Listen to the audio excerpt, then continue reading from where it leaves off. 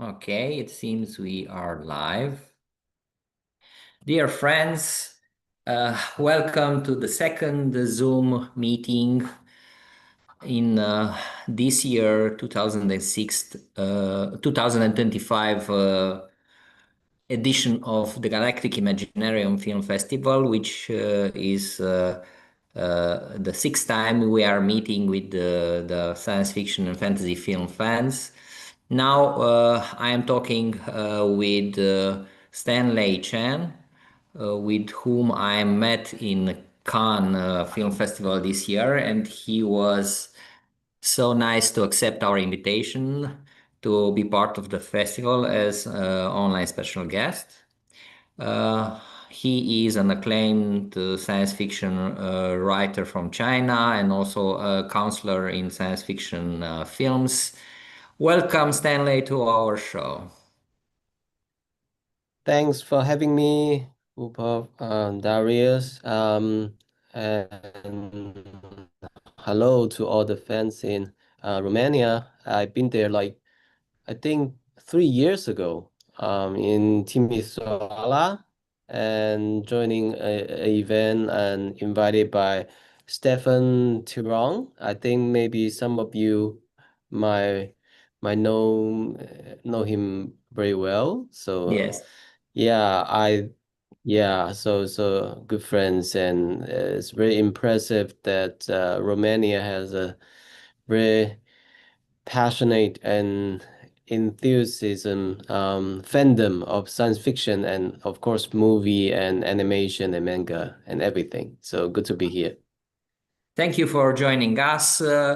First, please say a few words about your activity as a writer or a person who is active in the science fiction domain so our viewers and listeners can know something about you in this particular way. Sure. I'm Stanley Chen. I'm a Chinese science fiction writer. I started my writing career since very young. My first publication was when I was 16 on the Science Fiction World magazine, which was one of the biggest fiction magazine in the world. Still, I think, maybe. And I published maybe, I couldn't remember how many, but I think maybe dozens of maybe 100 short stories and couple of novels, including Waste Thai, has been translated into a dozen of other languages. I'm not sure about Romania, but maybe not yet. But Not another yet. book is uh, it's a collaboration with Dr. Kai-Fu Lee. The English title is AI 2041, 10 Visions for Our Future, is uh, envisioning the near future of AI human collaboration, coexistence. So I also engage with some film, TV, animation projects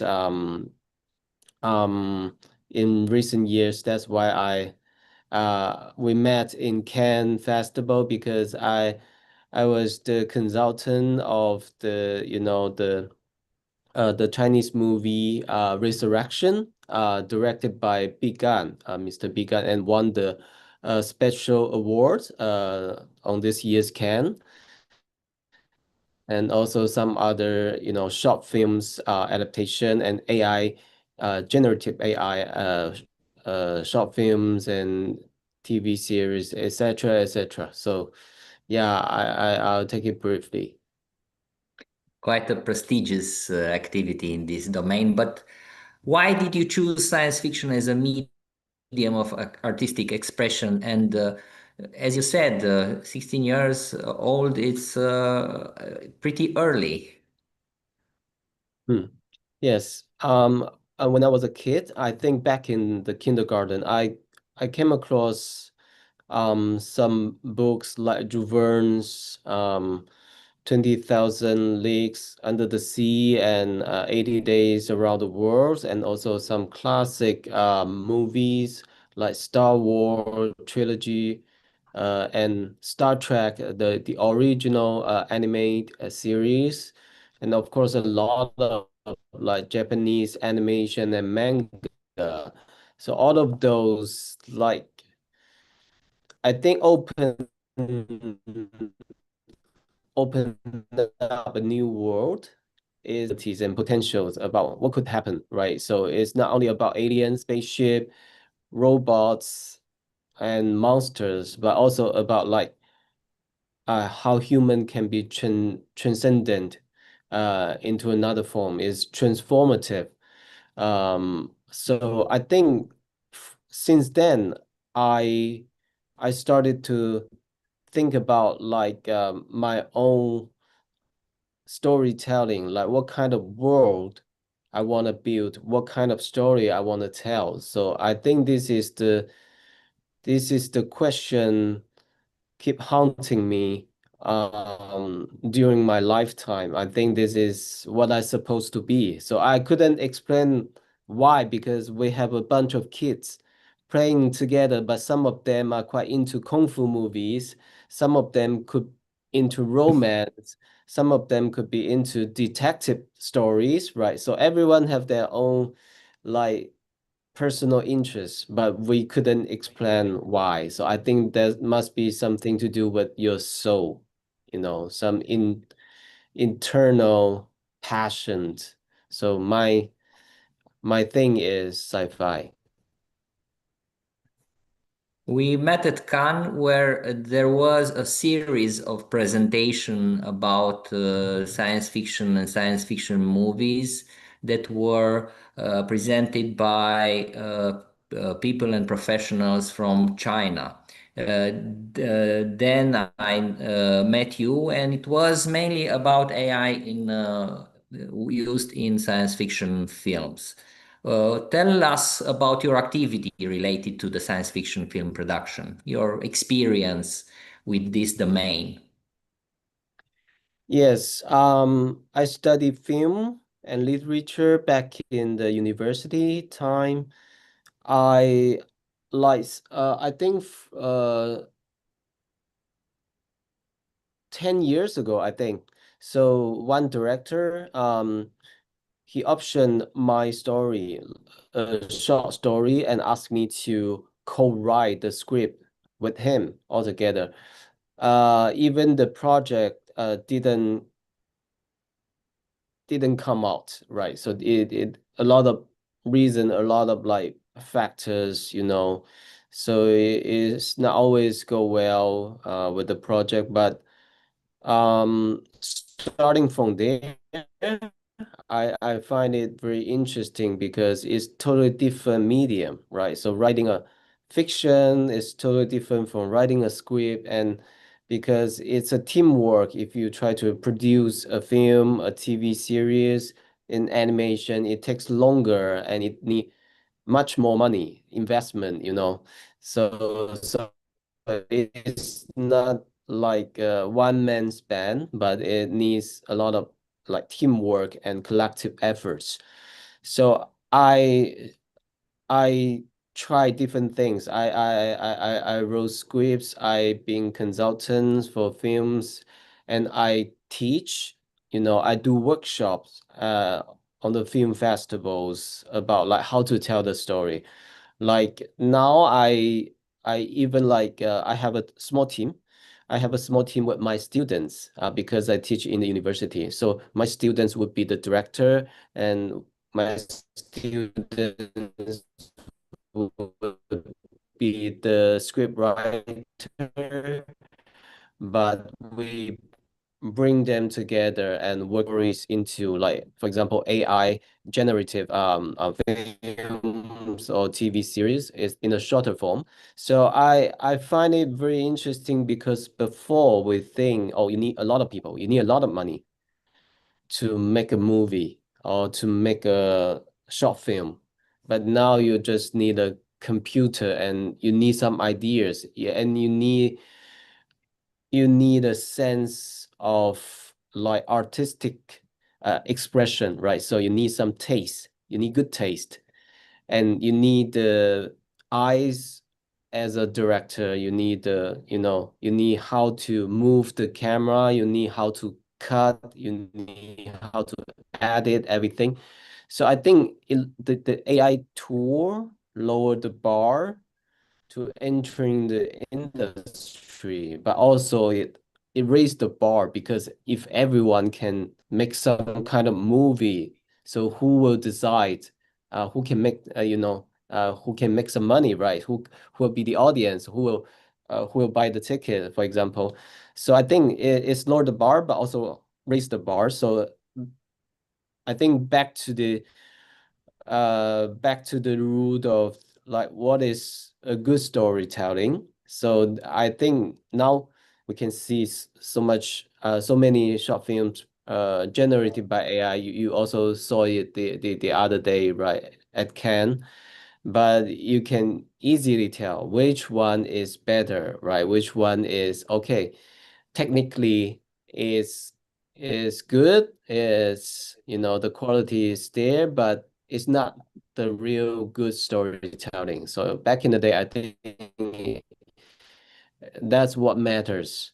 So I think as a storyteller, I feel kind of secure because AI couldn't take over your job yet. Yeah, that's my observation. Yes, in the last 3 or 4 years, we assisted at the explosion of tools, AI tools that are used in image generation and in the later years in video generation. Please tell us more details about how are you using these tools in the creative process in Sure, film, sure. of course. Yeah, in film.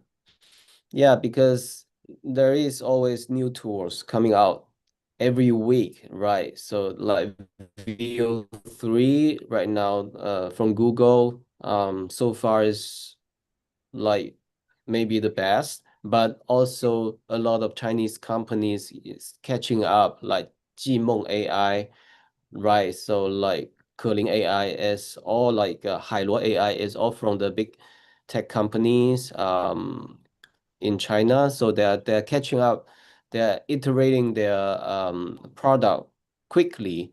So but like different tools, maybe you will find they have different features, they have different strength and weakness. So you have to try different things and put them as a pipeline. So you are a project manager. You have to understand which is good at what, and you can segment or you can like separate your like complex task into simpler, like smaller module of task, and you just distribute them to different, workers and different models, and they will, for example, like um, I think even I try a lot of like image, like text to image, generated AI tools. Right now, I think Mid Journey is still the thing.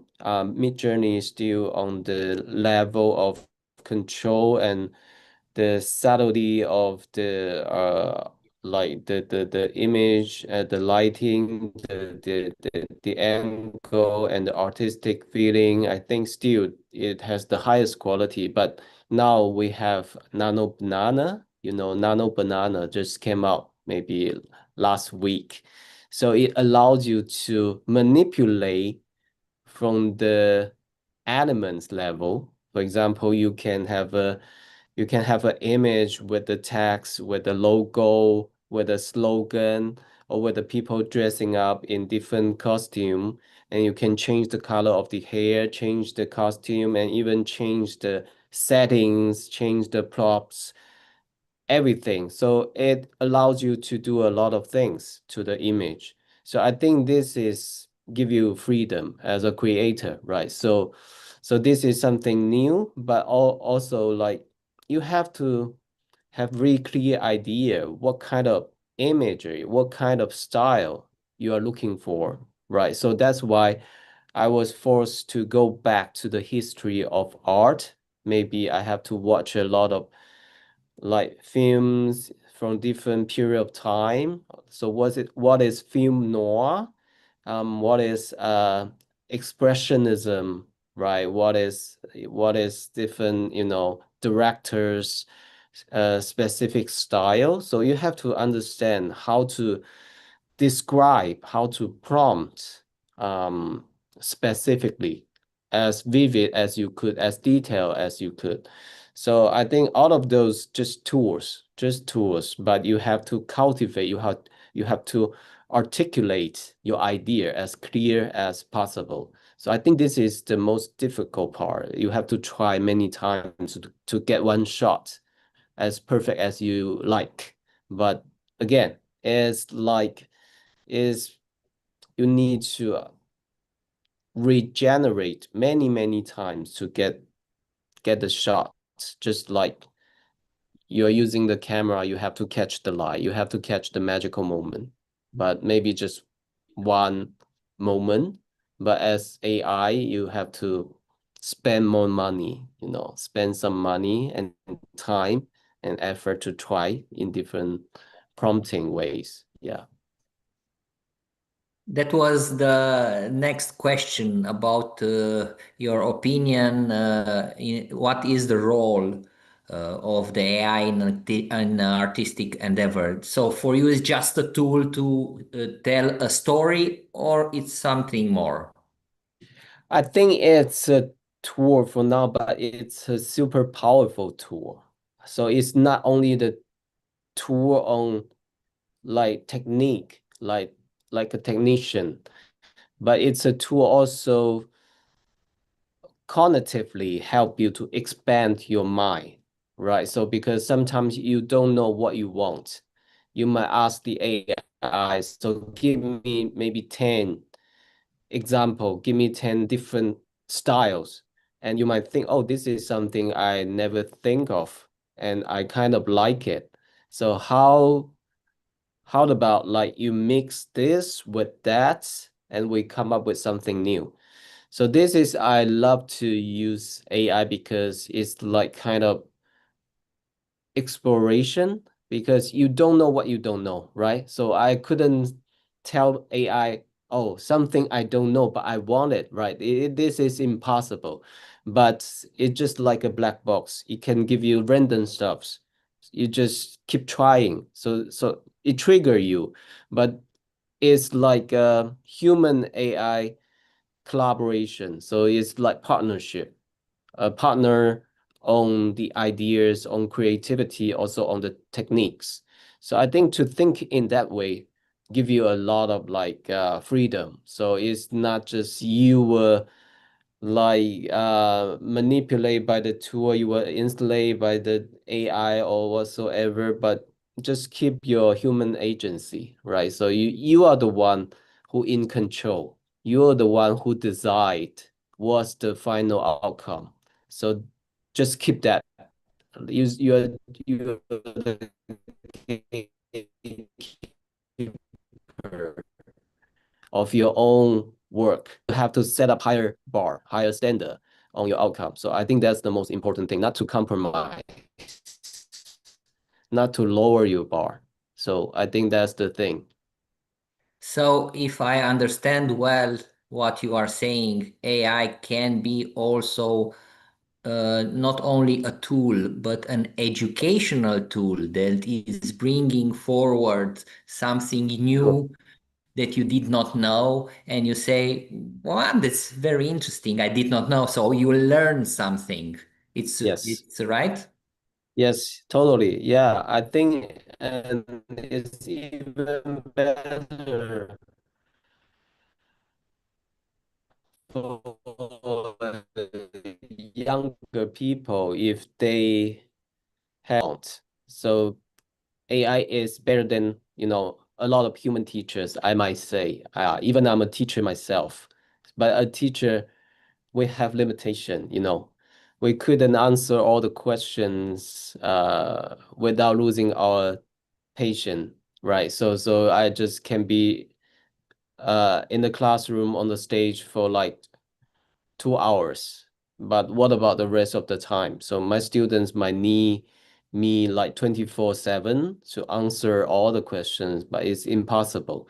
But AI knows maybe, maybe it's not everything, but most of the things, and especially right now, is getting better and better on fact checking. So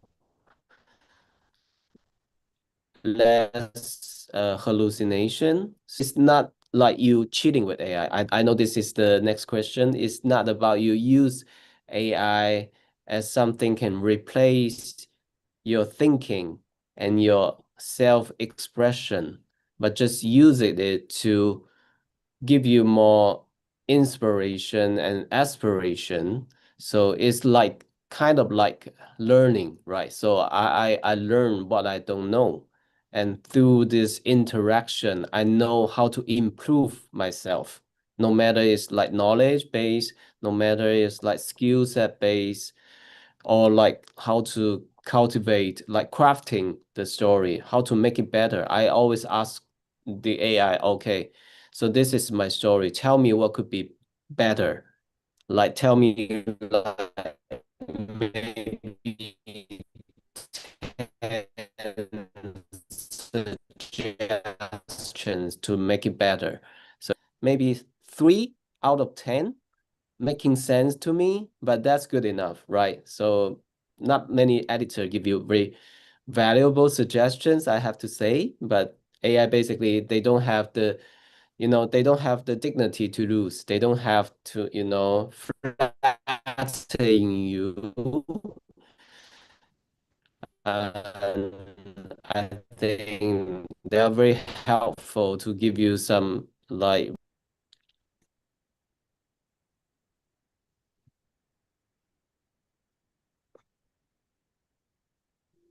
There has been a slightly problem with the transmission, Okay, but now I think it's okay. okay. Should I slow down a bit? And the next question I want to discuss with you is your opinion about the copyright debate. It Yes. was a very hot topic of discussion in the first years when there was the explosion of AI in the content, written content, generating written content, also in the generation of visual content.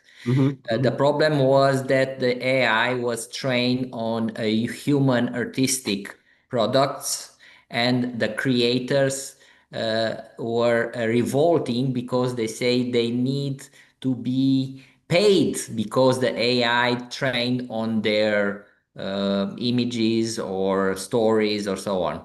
What's your opinion about this?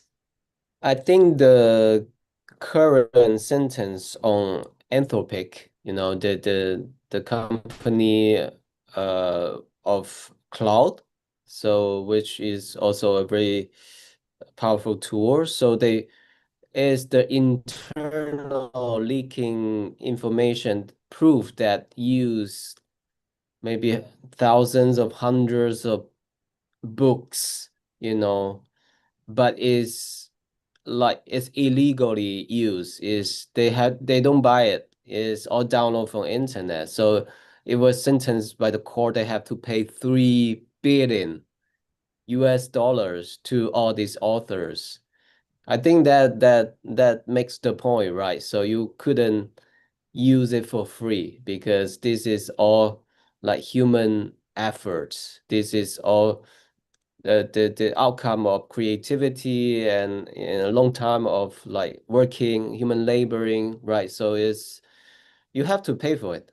And that's my point. No matter it's like text, no matter it's like visual art, no matter it's like film or whatsoever, you have to pay for what you making money out of the model trained by all this data, right? So it doesn't make any sense. You take it for free, you take it for granted. So I think, yeah, so I think a lot of like legal issues there, but I think as long as the industry want to want to go further, they have to need legalization, you need regulation, right? So to prove you're using all this material, all this data in a legit way. So I think this is very important. Otherwise, there will be no human creativities anymore in the future. I had a very interesting discussion with a graphic artist here in Timișoara because I was designing the posters for our film festival in the last 3 years.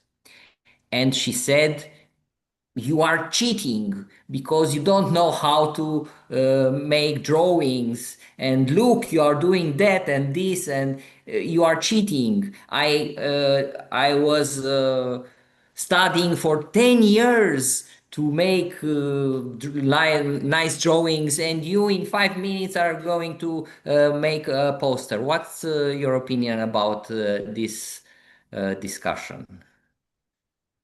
It's cheating to use AI or not?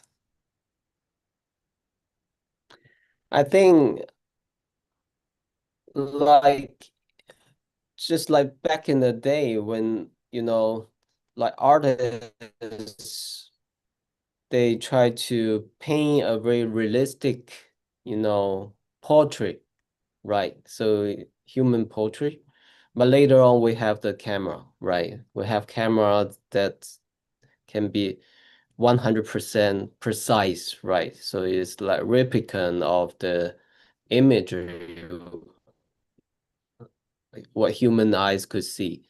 So is that the cheating? So I mean, the evolution of technology and tools is going along with the human history. So what about keyboards?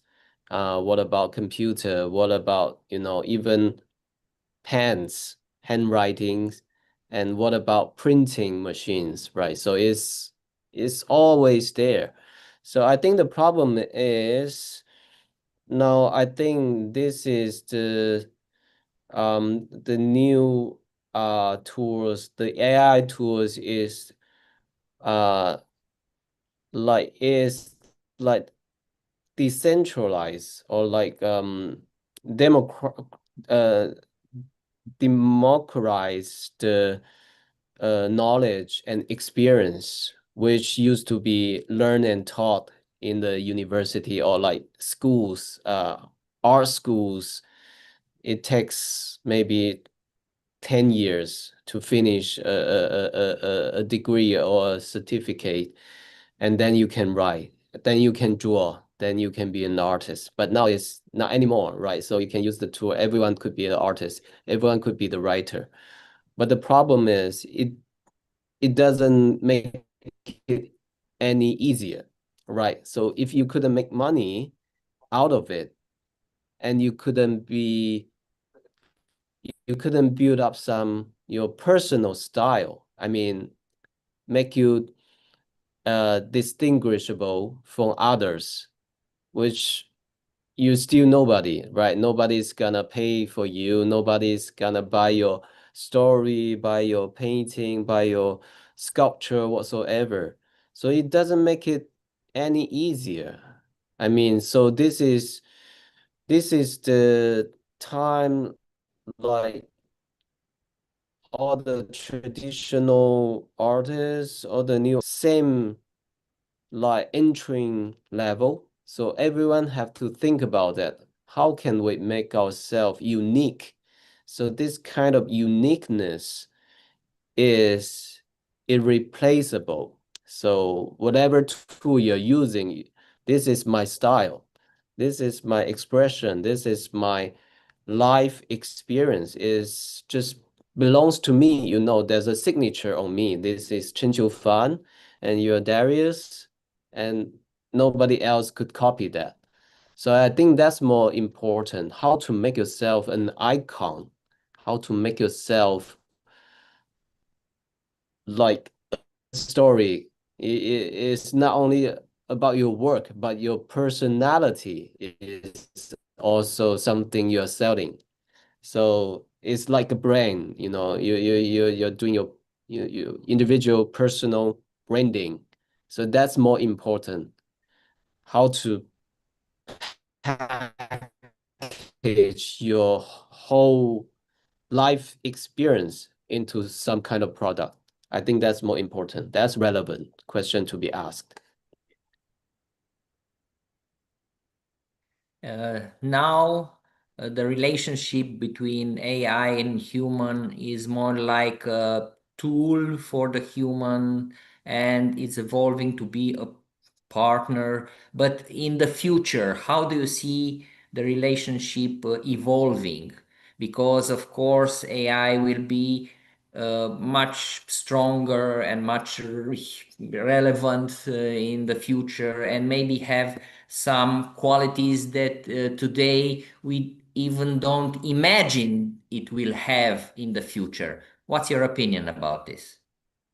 Yeah, I think there'll be huge or even extreme exacerbation on classes, It depends on the position or the ecological niche you're in the system, like in the society, right? So we have our own position. It's like a hierarchical pyramid. So somebody on the top, they can use the technology to enhance, consolidate their position, no matter it's like money, power, influence whatsoever, and they can live longer with the technology, right?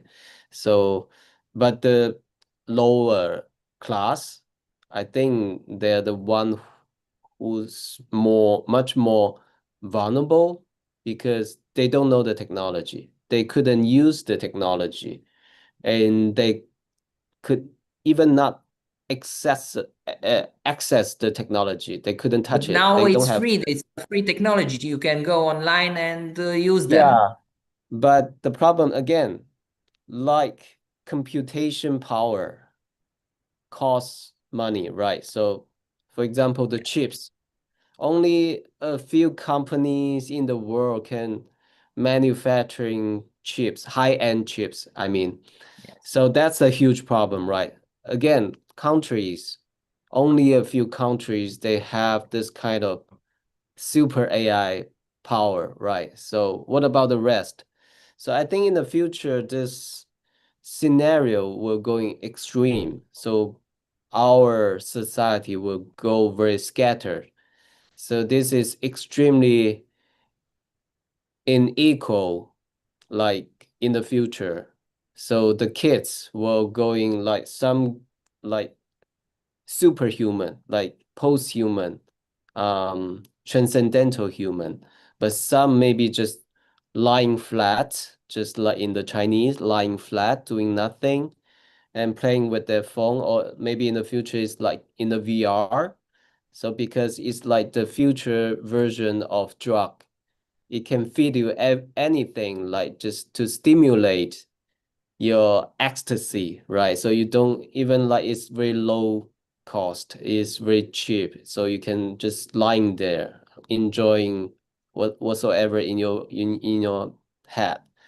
So I think this is what happened in a lot of sci-fi movies, right? Matrix, War-E, and is talking about the same thing. So how to rebalance the system, how to redesign the distribution mechanism, I think is more important. So it's all about the politics, all about this kind of social differentiation, but not only about the technology itself. So that's my opinion.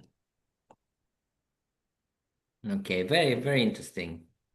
But let's go down from the philosophy and sociology and go to the basics, to everyday usage of AI, of you and me and other people who are using AI to generate text or whatever they need for their jobs. There are studies that say that the people who are using extensively AI to generate something and not using their brain to generate, Yeah, let's say, a text, this is a thing that is bad for the intelligence. What's for your sure. opinion? Will AI make us dumber? I think like right now there are some students using AI to submit their homework, Yes, professor using AI to grade the homework. So basically it's from AI to AI. It's a dead loop. It's a closing loop. So nothing go through your human. brain. Yeah, Yes. so there's no human in this loop. So this is absurd and ridiculous. And I think in that case, of course, it makes human much, much more dumber. Yeah, for sure. Dumber is basically the term we will use because your brain, your cognitive ability, just like muscle, right? You have to keep exercising. And like during the process of daily exercise, you know your weakness. You know which part of your body is weaker than the other parts, and you in intentionally like train that part, right? So you try to keep up. But if like brain is more sophisticated, right? So we have so many different abilities. We have different skill sets. Even we have crystal intelligence, we have liquid intelligence. It's different categorization, but it takes more effort to understand, how to balance your cognitive, how to balance different kind of intelligence. And because like a task like writing a story, it requires different kind of skills, right? So it requires a lot of skills. It's very complex. But if we just don't do it, you never know. You never know what you are missing. What's missing in the puzzle. So I think this is very important, like for kids, for younger generation. They don't have enough time to get mature, right? So they don't develop this kind of metacognition. You know what you don't know. You know what you need to learn. So this is metacognition.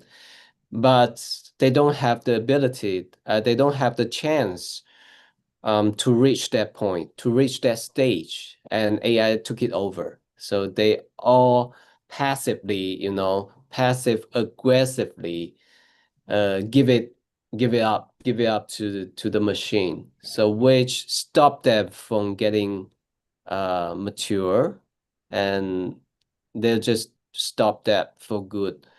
I think that's very dangerous. I think that's even more dangerous than adult people like us. We already know something. Maybe we're kind of fixed-minded, but we know, yeah, so this is my capability, this is my strength, and that's my weakness.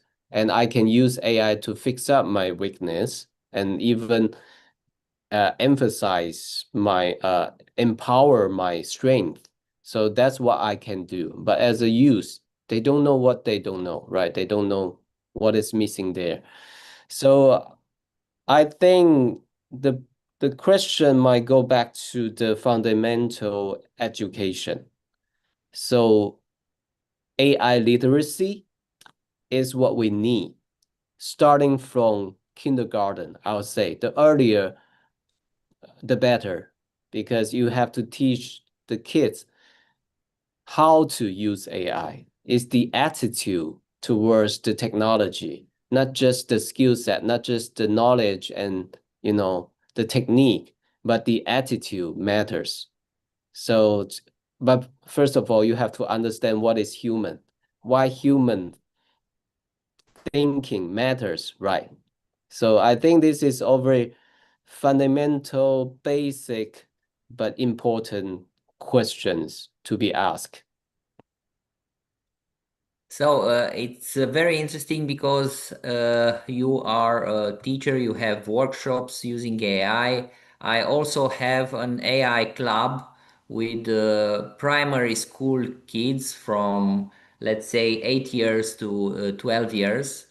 So from experience, from your experience, and you said that it's important to teach children the way to use AI from kindergarten. So please tell us two, three, maybe four recommendations that you must tell these kids to be aware when using AI, what they must do, what they uh, in any way not do using AI. Yeah. So First of practical recommendations. Yeah, first of all, do check the answer yourself every time. Don't believe everything AI tells you, right? You have to double check. Like some student just submit something totally bullshitting. And I know it because that's my specialty. I know like most of the science fiction and AI just make up something totally Yes, I nonsense. know. Yeah. Hallucination. Yeah, but you have to tell the student first, double check again. So don't believe whatever you were told by AI.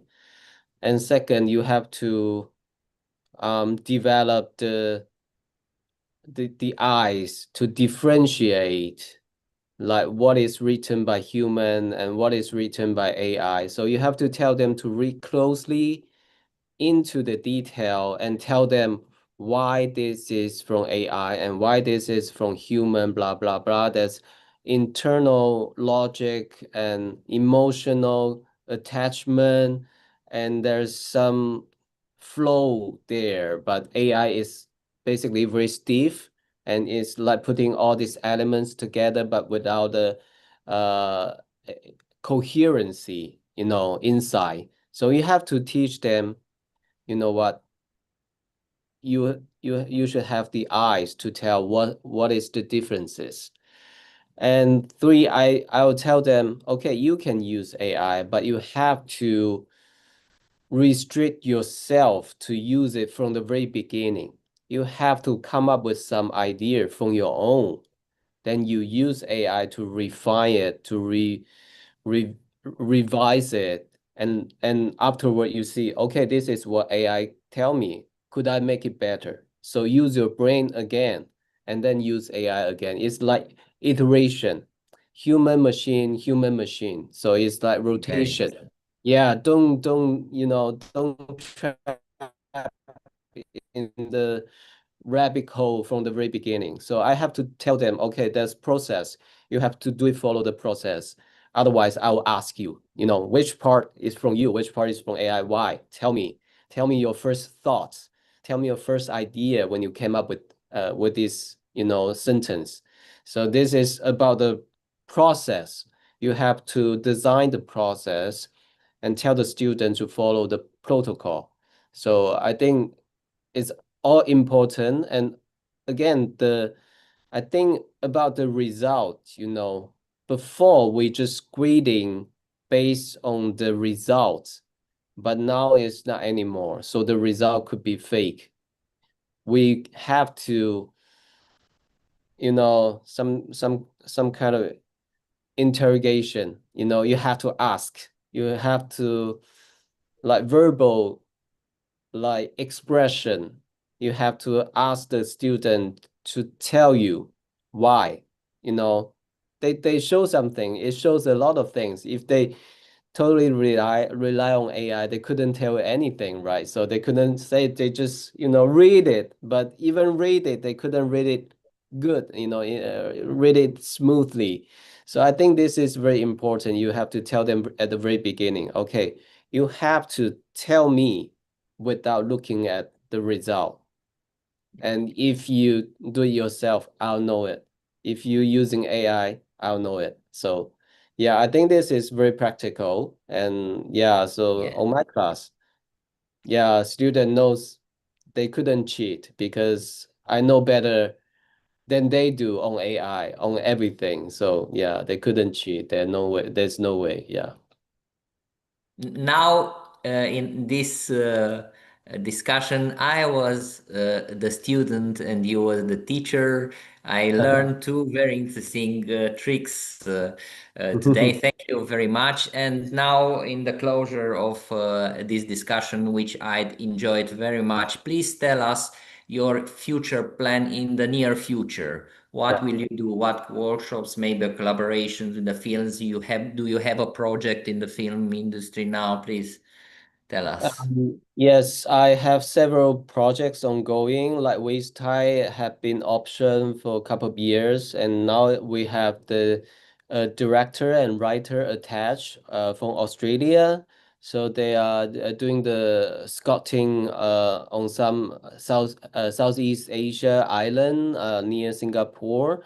So hopefully we will get it started, and also some animation based on my story, based on my novel, is under developing, and some short films, also adaptation from my short stories. There are four right now, so it's coming out this year. So we will see how it looks like, and we might, try to push it further to go some funding to develop into a longer form, like feature movies.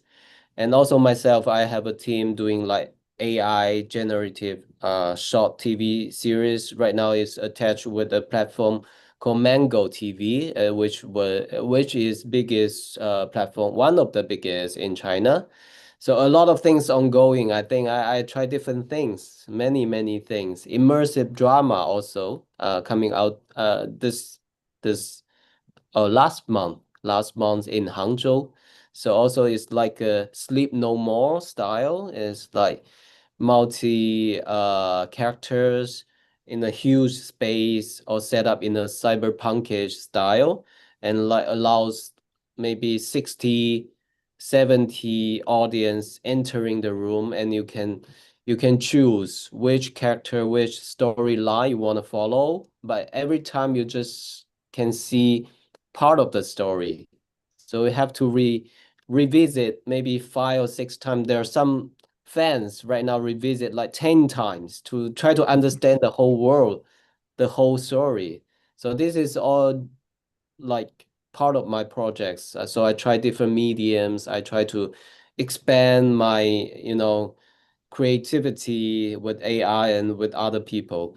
So I think a lot of exciting things happening. Yeah. So I hope I can revisit you and revisit Romania and at some time and bring you some new books and new projects.